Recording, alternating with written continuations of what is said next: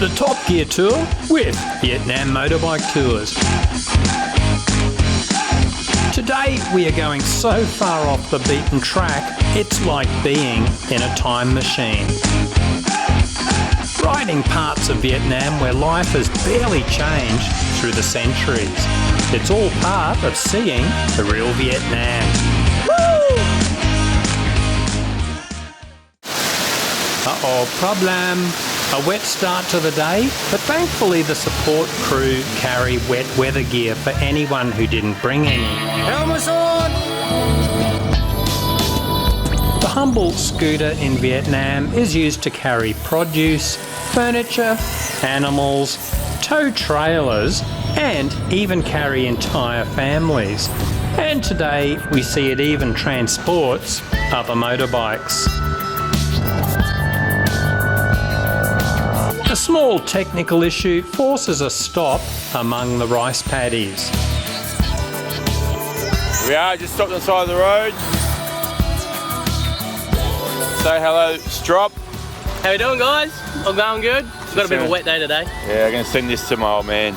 Very nice. How are you doing? This bloke's looking after us very well. Enjoying Vietnam to its finest. Thanks, mate. I'll give you that $50 later. Sweet. I'm looking forward to that. Cheers, mate. Vietnam is one of the world's richest agricultural regions, and it's the second largest exporter of rice worldwide. Rain, hail or shine, the Vietnamese tend to their rice crops faithfully. The light rain eases off as we head into an extremely remote area. Even after all these years of touring, the guys regularly explore the country to find new hidden areas where Westerners never go.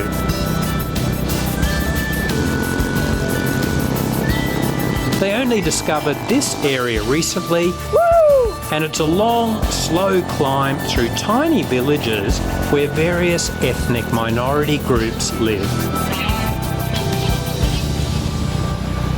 There are over 50 ethnic groups within Vietnam, each with its own language, lifestyle, and cultural heritage.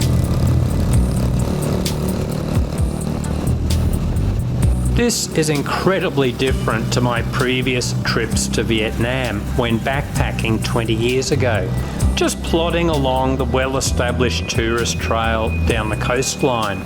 I can see why the crew keeps saying that this is the best way to see the real Vietnam.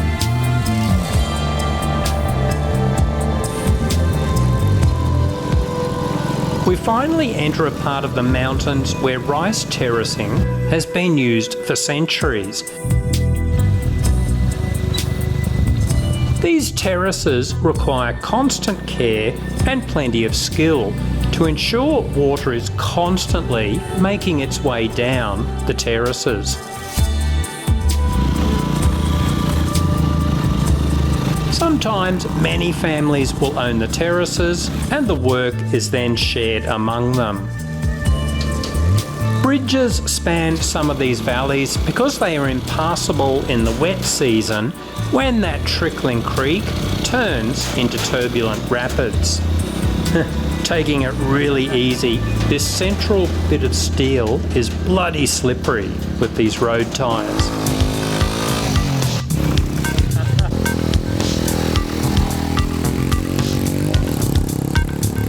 In the old days, the water supply would be channeled down from rainforests above the terraces, but of course nowadays they can pump water up and cultivate the entire hillside.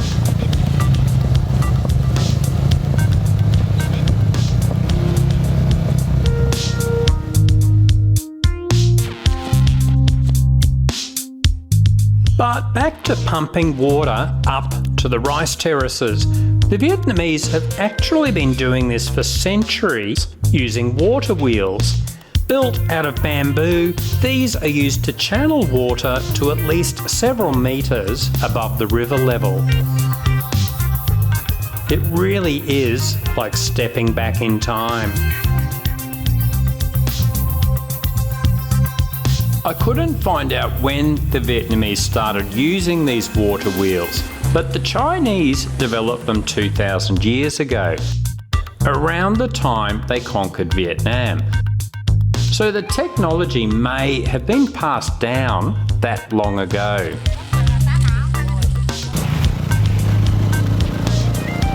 The rain has lifted, but the clouds and mist are still drifting through the mountains.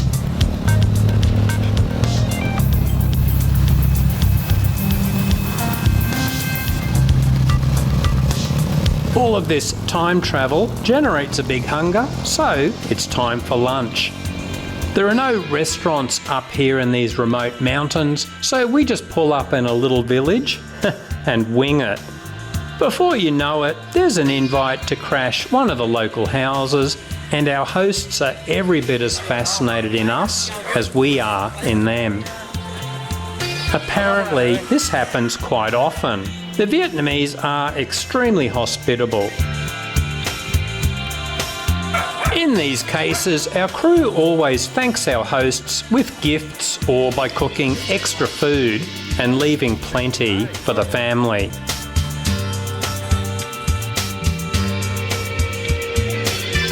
There's a strong theme of giving something back to the people of Vietnam with these tours. We only stay in hotels owned by Vietnamese families, never the big internationally owned ones. Our Vietnamese support crew are extremely well paid, and on every tour, supplies are dropped off for kids at random schools. The crew are involved in anti-wildlife trafficking projects within Vietnam. And Jason also started a housing project in neighbouring Cambodia.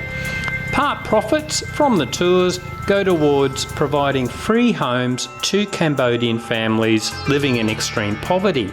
At the start of 2019, there were around 250 houses built, with plenty more on the way.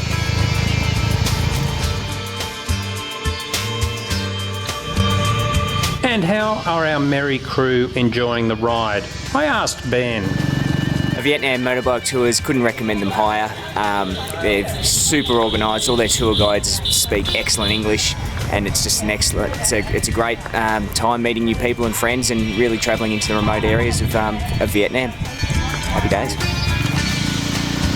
This is Ben's first time in Vietnam, but his architectural business has been heavily involved with building those free homes for extremely poor Cambodian families. He's got involved with Jason, and he's committed to raising $250,000 to build 50 homes over the next few years. All I can say is good on you guys. I'm always impressed at how many Aussie riders are doing really positive things to make the world a slightly better place.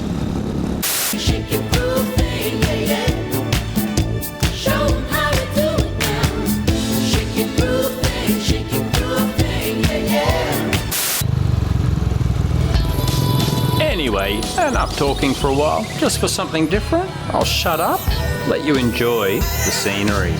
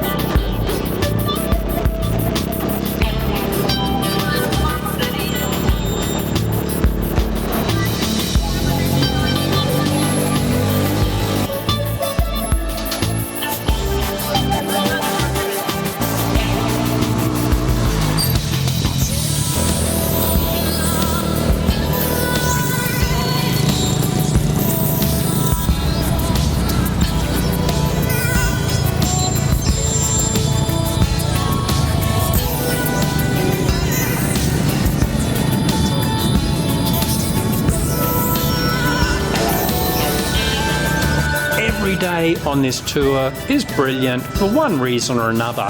For me, what really stands out today is travelling back in time to see the old Vietnam.